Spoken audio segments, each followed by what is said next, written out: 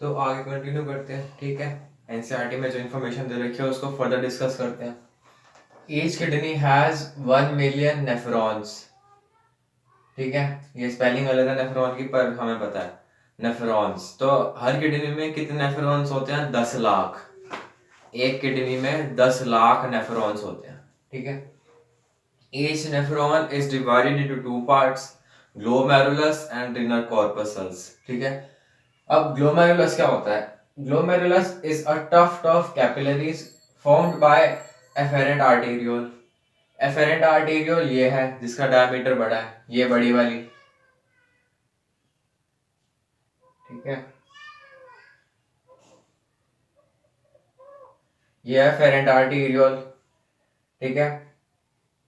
अब fine branch of renal artery. अब renal artery kidney के अंदर इस पॉइंट से एंटर करेगी, ठीक है। और कहाँ तक जाएगी? नेफ्रॉन्स तक जाएगी। नेफ्रॉन्स कहाँ पर होते हैं? नेफ्रॉन्स कॉर्टेक्स और मेडुला में होते हैं, जो अभी डायग्राम बनाया था। कॉर्टेक्स के अंदर उसका बोमेन्स कैप्सूल, पीसीटी डीसीटी होता है, और साथ में ग्लोमेरुलस तो होता ही, क्योंकि ग्लोमेरुलस किसके अराउंड, किसके अंदर होता है? बोमेन्स कैप्सूल के अंदर होता है। और मेडुला के अंदर उसका ल्यूबोफेनले और प्लेटिन डक्ट होता है, ठीक है।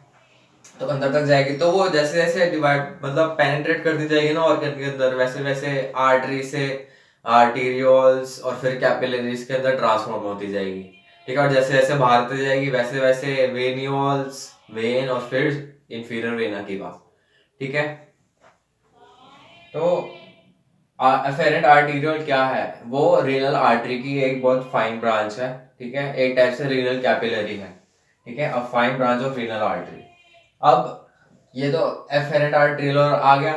अब ये जो जा रहा है इसे बोलते हैं इफेरेंट आर्टीरियल, ठीक है। ये भी एक टाइप की आर्टरी ही है, ठीक है। अब आता है सवाल एग्जाम में कि एफेरेंट आर्टरी और इफेरेंट आर्टरी क्या है? दोनों ही एफेरेंट आर्टीरियल और इफेरेंट आर्टीरियल दोनों ही आर्टरीज के टाइप हैं, ठीक है। ये मत समझना कि एफेरेंट आर्टीरियल ब्लड लेके आ रहा है और इफेरेंट आर्टीरियल ब्लड लेके जा रहा है, इसलिए एफेरेंट आर्टीरियल आर्टरी है और इफेरेंट आर्टीरियल वेन है, ये नहीं समझना। जो इफेरेंट आर्टीरियल है ना, ये बाद में इसके अराउंड ब्रांचिंग बनाता है, ठीक है। और फिर बाहर निकलता है किडनी से, और यहाँ पे भी ये रीअब्जॉर्प्शन करता है, ठीक है। तो मतलब अभी भी जो इसके अंदर है वो न्यूट्रिएंट्स हैं, ठीक है ना। और एक चीज और, जो रीनल आर्टरी आ रही है वो नाइट्रोजनस वेस्ट लेके आ रही है, ठीक है। नाइट्रोजनस वेस्ट लेके आ रही है। और जो रीनल वेन है जो इससे बाहर जा रही है, वो उसके अंदर नाइट्रोजनस वेस्ट नहीं है, ठीक है। ये जो CO2 ऑक्सीजनेटेड और डीऑक्सीजनेटेड ब्लड है ना, उसका एकदम अपोजिट केस है, ठीक है। जो ब्लड ऑर्गन की तरफ आ रहा होता है, ठीक है, आर्टरीज, वो ऑक्सीजनेटेड ब्लड कैरी करती हैं, ठीक है, वो अच्छा होता है, हम जो कॉमन सेंस में समझते हैं, ठीक है। और जो जा रहा होता है वो बेकार होता है, डीऑक्सीजनेटेड होता है। इसके अंदर उल्टा हिसाब है, ठीक है। अभी हम ऑक्सीजन की बात नहीं कर रहे, हम नाइट्रोजनस वेस्ट की बात कर रहे हैं।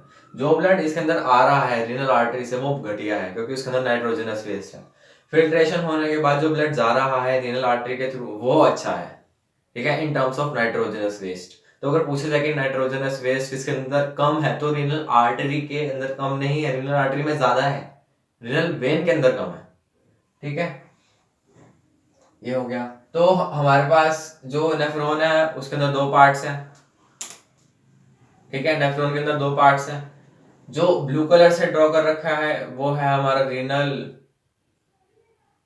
ट्यूब्यूल्स, और जो रेड कलर से ड्रॉ कर रखे हैं ब्लड कैपिलरीज, वो है ग्लोमेरुलस, ठीक है। तो इन दोनों को कंबाइन करके नेफ्रॉन बोलते हैं। अब एक बहुत इंपॉर्टेंट पॉइंट कि इस स्ट्रक्चर को क्या बोलते हैं? ये मैंने क्या ड्रॉ किया है? सर्कल ड्रॉ किया, ठीक है। और जो सेल है वो भी सर्कुलर होता है, ठीक है। तो इसका नाम हमने रखा है मेलपीजियन बॉडी या फिर मेलपीजियन बॉडी और रीनल कॉर्पसल, ठीक है। जैसे ब्लड कॉर्पसल्स होते हैं, ब्लड सेल्स होते हैं, सेल्स राउंड होते हैं इन शेप। अगर जनरलाइज बात करें, जनरल अगर हम एक नॉर्मल सेल बनाते हैं, ठीक है, वो राउंड ही बनाते हैं ना, ठीक है, एनिमल सेल।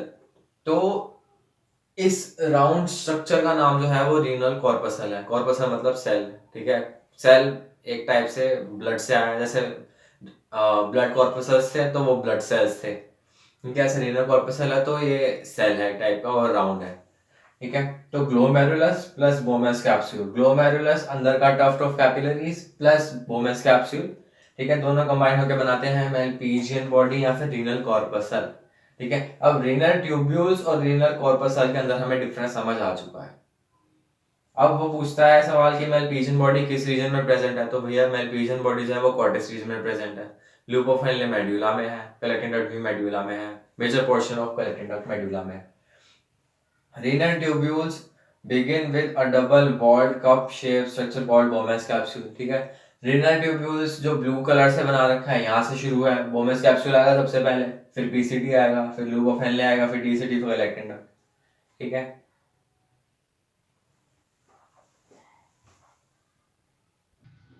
अब देखो एनसीईआरटी में भी डायग्राम दे रखा है मेलपीजियन बॉडी का, मेलपीजियन बॉडी या फिर रीनल कॉर्पसल, ये डायग्राम दे रखा है जिसके अंदर हमारा ग्लोमेरुलस है और बोमेंस कैप्सूल है, ठीक है। तो मेलपीजियन बॉडी याद रखना है कि वो सवाल पूछ सकता है कि मेलपीजियन कॉर्पसल है, it is located in which region of the kidney, तो ऑप्शन में कॉर्टेक्स आंसर जाएगा, ठीक है। कंफ्यूज बिल्कुल नहीं होना। और हमें रीनल कॉर्पसल और रीनल ट्यूब्यूल्स के बीच में डिफरेंस पता है। रीनल ट्यूब्यूल्स जितना भी हमारा नेफ्रॉन का पार्ट है, ठीक है, बोमेंस capsule, PCT, loop of Henley, DCT, collecting duct, ये सारा का सारा रीनल ट्यूब्यूल्स है। और रीनल कॉर्पसल, ठीक है, तो नाम से इन्होंने लग रहा है ब्लड कॉर्पसल से, तो ब्लड कॉर्पसल्स क्या होते हैं, ब्लड सेल्स, तो सेल्स क्या होते हैं, राउंड शेप्ड, तो जो राउंड स्ट्रक्चर है ना, ये पूरा राउंड स्ट्रक्चर है। जो बोमेस कैप्सूल है वो पूरा राउंड नहीं है, वो होलो कैविटी बना रहा है, उस होलो कैविटी को फिल करने के बाद हमारे पास राउंड स्ट्रक्चर आ रहा है, ठीक है। तो इस स्ट्रक्चर को हम बोलेंगे रीनल कॉर्पसल, ये सिर्फ याद रखने का तरीका बताया है, ठीक है, कोरिलेट करके। कॉर्पसल मतलब सेल, और सेल राउंड होता है, तो इन दोनों को कंबाइन करके हम रीनल कॉर्पसल बोलते हैं।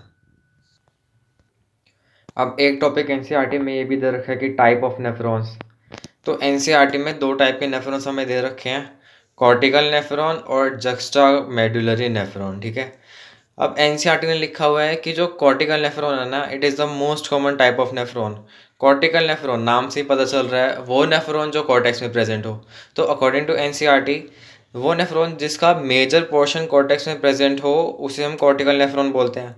अब कॉर्टेक्स के अंदर हमारा मेलपीजियन बॉडी, ठीक है, पीसीटी, डीसीटी, ये सब कॉर्टेक्स के अंदर होता ही है। मेड्यूला के अंदर सिर्फ और सिर्फ लूप ऑफ हेनले होता है और कलेक्टिंग डक्ट होता है।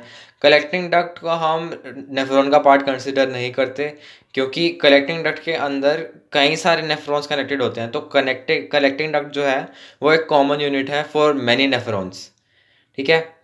क्योंकि जैसे एक डीसीटी का ये हो रही है कलेक्ट, ये जो लाइन बना रखी है कलेक्टिंग डक्ट है, ठीक है, ये डीसीटी कलेक्टिंग डक्ट में मर्ज हो रही है, तो किसी और नेफ्रॉन की भी डीसीटी कलेक्टिंग डक्ट में मर्ज हो रही होगी, तो कलेक्टिंग डक्ट जो है ना वो किसी एक नेफ्रॉन का पार्ट नहीं है, उसके अंदर ढेर सारे नेफ्रॉन्स इमर्ज हो रहे होते हैं, ठीक है। तो एज एन जनरलाइज फॉर्म जो लूप ऑफ हेनले है सिर्फ वही स्ट्रक्चर है नेफ्रॉन का जो कि मेड्यूला में प्रेजेंट है, ठीक है। तो कॉर्टिकल नेफ्रॉन में मेजर पोर्शन ऑफ नेफ्रॉन जो है वो कॉर्टेक्स के अंदर होना चाहिए, तो इसके अंदर जो लूप ऑफ हेनले है वो भी कॉर्टेक्स के अंदर ही होता है।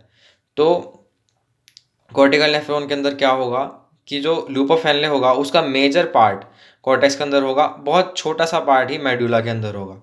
वही अगर दूसरी तरफ देखें जक्स्टा मेडुलरी नेफ्रॉन, इसके अंदर क्या होगा, जो हमारा बोमेंस कैप्सूल, पीसीटी, डीसीटी है, ये सब तो कॉर्टेक्स के अंदर होते ही हैं। जो हमारा लूप ऑफ हेनले है वो डीपली अंदर तक पेनिट्रेट कर रहा होगा मेड्यूला के अंदर, ठीक है।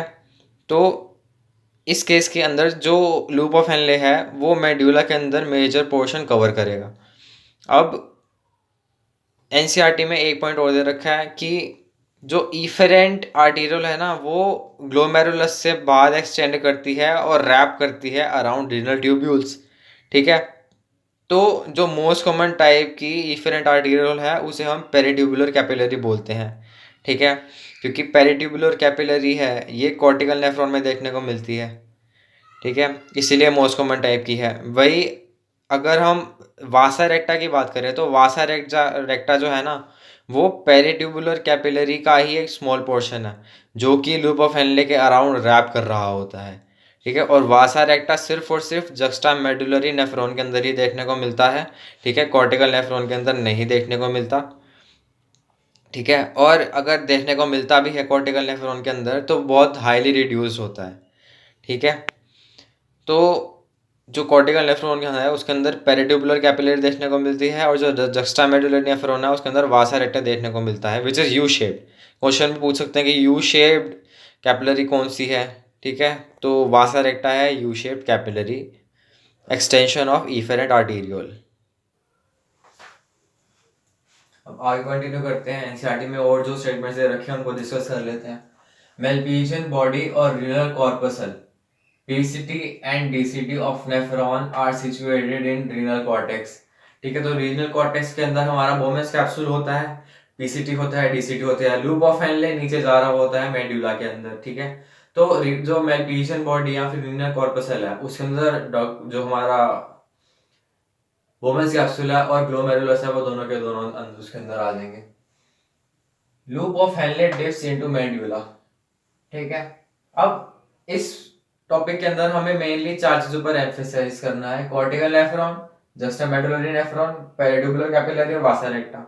ठीक है, loop of Henley dips in medulla, अगर लूप ऑफ हेनले मेड्यूला के अंदर बहुत कम जा रहा है तो उस टाइप के नेफ्रॉन को हम बोलेंगे कॉर्टिकल नेफ्रॉन।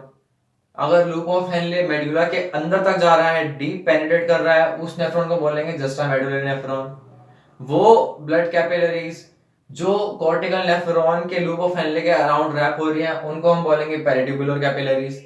और वो ब्लड कैपिलरीज जो जक्स्टामेडुलरी नेफ्रॉन के लूप ऑफ हेनले के अराउंड रैप हो रही है उसको हम बोलेंगे वासा रेक्टा। ठीक है, यही इस टॉपिक का सार है। एनसीईआरटी ने किस तरह से इस चीज को प्रेजेंट किया वो देख लेते हैं। In majority of nephrons, majority जो कॉर्टिकल नेफ्रॉन है ना वो मेजोरिटी ऑफ नेफ्रॉन्स किडनी के अंदर, ज्यादातर नेफ्रॉन के अंदर कॉर्टिकल नेफ्रॉन देखने को मिलते हैं। Majority of nephron cortical nephron type के होते हैं। ठीक है, in majority of nephrons loop of Henley is short and x tends very little into medulla, such A nephron is called cortical nephron. तो जो कॉर्टिकल नेफ्रॉन है ना वो most common type of nephron है। ठीक है, और जो जस्टा मेडुलरी नेफ्रॉन है वो बहुत कम देखने को मिलता है, रेयरली देखने को मिलता है। In some of the nephrons, loop of Henle is very long and extends deep into medulla. Such nephrons are called juxtamedullary nephrons. ठीक है, the efferent artery